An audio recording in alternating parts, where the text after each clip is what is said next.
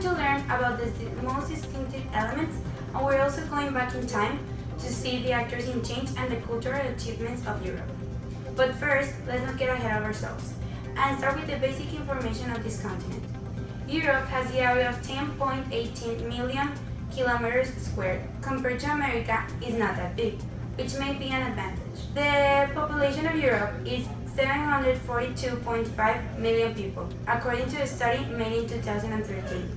In this continent, they have 44 independent countries, which means a lot of languages are spoken here. The official and the most common ones are the ones in European Union: German, French, Italian, English, Polish, Portuguese, Spanish, and Swedish. Wow, a lot of languages. Yes. Imagine the different religions here.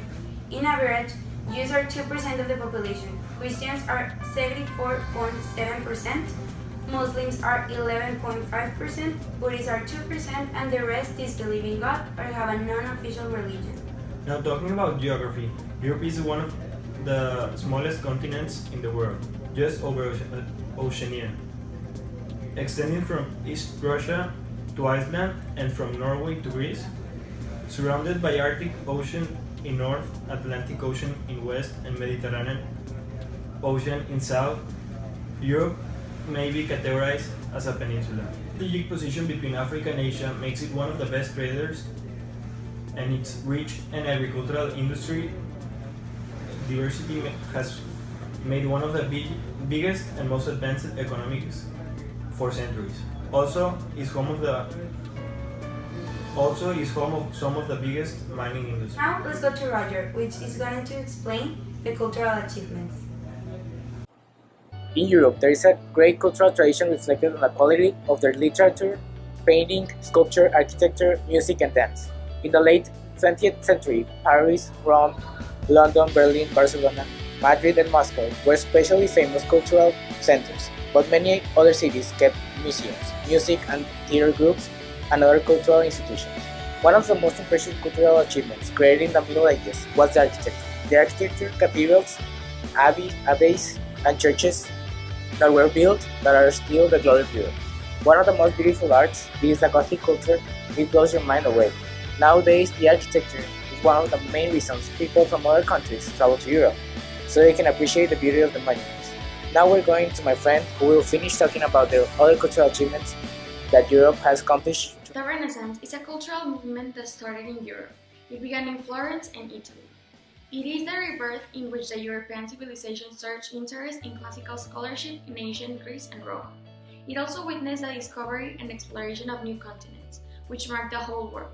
The substitution of the Copernican for the system of astronomy, the growth of commerce, and the intervention of application are such potentially powerful innovations as paper, printing, the mariner compass, and gunpowder were all cultural movements that marked this continent. The most wonderful music was produced at this time. Music was an essential part of civic, religious, and courtly life in the Renaissance. The rich interchange of ideas in Europe, as well as political, economic, and religious events, led to the major changes in style of composing, the new genres, and the development of musical instruments. The most important music of the early Renaissance was composed for the use by the church. Thank you, Roger. And now let's go to Maite with the most distinctive elements. Hi, good afternoon. Today I'm going to talk about the distinctive elements of Europe.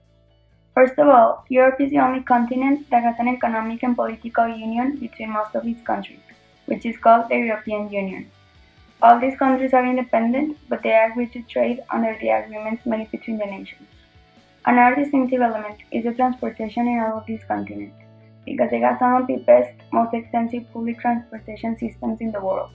And there are many advantages to that, like for example, that this makes it really easy to travel from one country to another because it's all connected.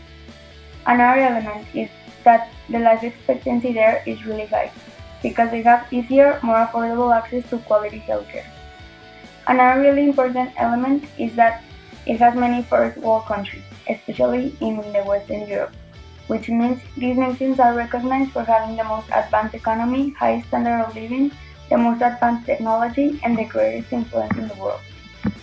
And the last element that I'm going to mention is that It is known for having many beautiful, stimulating, and varied cultures concentrated in a relatively small place, and the possibility to travel, study, and work seamlessly across most of the continent and experience this amazing diversity.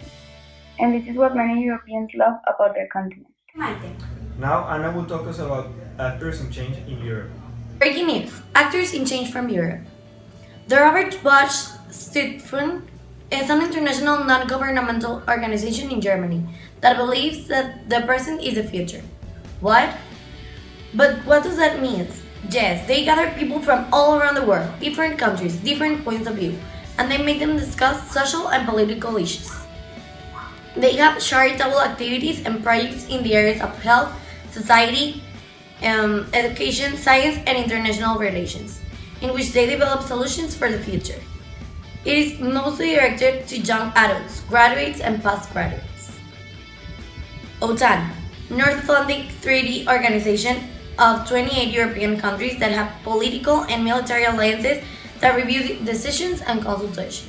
Mikhail Gorbachev, an actor in change who is still alive, who played a major role in the Cold War.